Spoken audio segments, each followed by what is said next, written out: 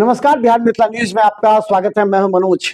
देखिए, आज हम सैटेलाइट ग्रीनफील्ड टाउनशिप की चर्चा कर रहे हैं। न्यू मिथिला की तरफ की तर्ज पर न्यू मिथिला नाम दिया गया है बिहार सरकार के द्वारा, और इसे हमने ये भी बता दिया कि वो कौन सा एरिया होगा।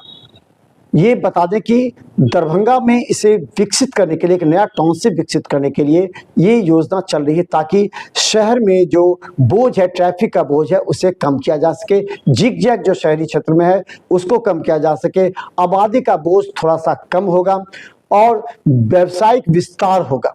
और दरभंगा का हम बता दें, अगर आप दरभंगा के वासी हैं और बाहर कहीं रह रहे हैं तो आपको हम बता दें कि 5-6 वर्षों में आपको दरभंगा का स्वरूप काफ़ी विकसित नजर आएगा।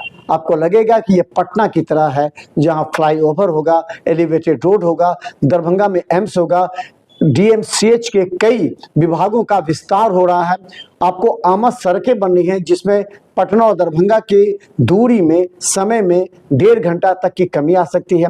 इसके अलावा टाउनशिप, जो सैटेलाइट टाउनशिप ग्रीनफील्ड बनाए जा रहे हैं वो, तो ये चारों तरफ आपको लगेगा कि ये दरभंगा नहीं है, एक कोई विकसित टाउन है।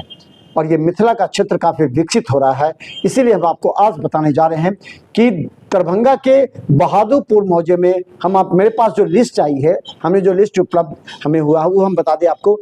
दरभंगा के बहादुरपुर में 19 मौजे हैं, 19 मौजे को चिन्हित किया गया है, जिसे बता दें ये ग्रामीण में आता है। बिशनपुर मौजा, बिशनपुर मनोरा का ये है।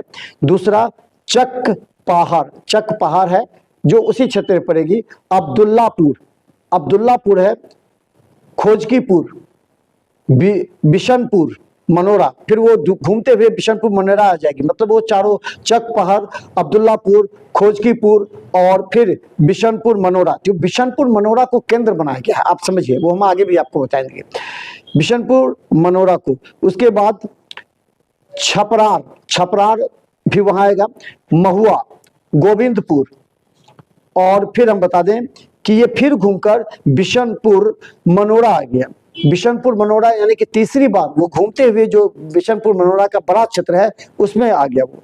फिर आपको बता दें फतेहपुर, बाजितपुर मौजा, बलभद्रपुर मौजा, रोशनचक मौजा, गोरघट्टा जो देखे गोरघट्टा, और उसके बाद पिरारी, कुशोथर, फिर गोरघट्टा, मतलब गोरघट्टा का 2 पार्ट टच करेगा, एक पूरब और एक पश्चिम।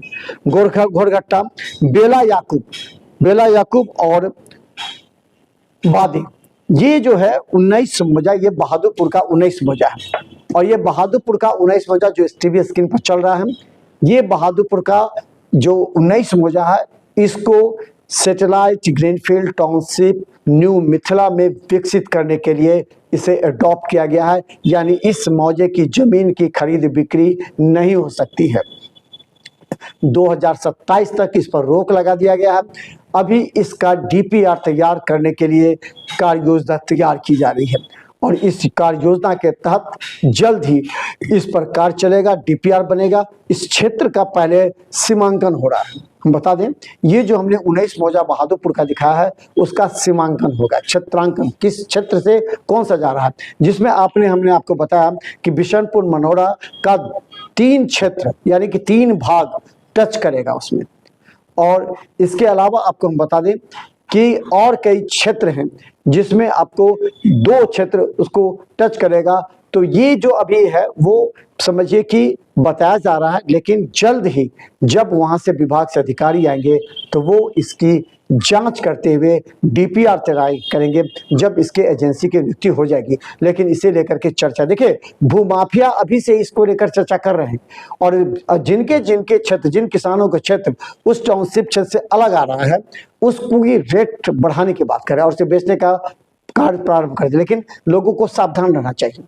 अभी आप अगर खरीद बिक्री पर करते हैं तो हो सकता है कि आपको नुकसान उठाना पड़ेगा, ये हम बार बार कह रहे हैं। आप किसी के बहकावे में मत आइए।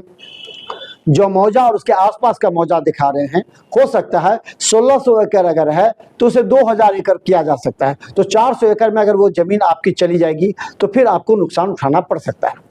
इसीलिए लगातार हम आपको दिखाते रहेंगे, देखते रहिए बिहार मिथिला न्यूज, क्योंकि ये सैटेलाइट ग्रीनफील्ड टाउनशिप एरिया जो विकसित होगी उससे दरभंगा का पूरी तरह विकास नजर आएगा, पूरा क्षेत्र विकसित होगा। लोग जो बाहर रह रहे हैं, यानी कि देश और विदेश के विभिन्न कोने में रह रहे हैं, उन्हें दरभंगा वापस आ करके अपना व्यवसाय शुरू करने का मौका मिलेगा, अपना मकान जमीन खरीद कर रहने का मौका मिलेगा। और उन्हें लगेगा कि अब नोएडा जो जिस तरह कॉम्प्लिकेटेड है, जिस तरह दिल्ली प्रदूषण युक्त है, उससे बाहर ग्रीनफील्ड एरिया में उन्हें राहत महसूस होगी। और आपको हम बता दें, जिस तरह आपने देखा वास्तु विहार, पहले वास्तु विहार कहाँ बना था, आप देख लीजिए एनएच के उस तरफ, फिर आपको कोची रनवे के क्षेत्र में बना था, आपको सदर के क्षेत्र में बना, तो वो उस तरह एरिया को चयनित किया था और उसके बाद उसे बनाना प्रारंभ किया था। इसी तरह सरकार एजेंसी के माध्यम से इस एरिया को ग्रीनफील्ड के 1600 एकड़ जमीन को अधिग्रहण करेगी और इस जमीन के मालिक के साथ बात करेगी। उसके बाद नाला, बड़ी चौड़ी सड़कें, बड़े बड़े नाले, उसके बाद बड़े बड़े mall, shopping complex, market complex एवं अलग अलग सेक्टर में इसको विभाजित किया जाएगा। और संभवतः ये अंदाजा लगाया जा सकता है, जो मेट्रो की जो बात चली थी, मेट्रो जो चलेगा हनुमान नगर से आकर के वो सीधा बहादुरपुर और दरभंगा के उस क्षेत्र को टच करेगा और मेट्रो 1600 एकड़ के क्षेत्र में फैलेगा। तो देखते रहिए बिहार मित्र, जो भी हमें अपडेट मिलेगा हम आप तक पहुंचाने का प्रयास करेंगे। धन्यवाद।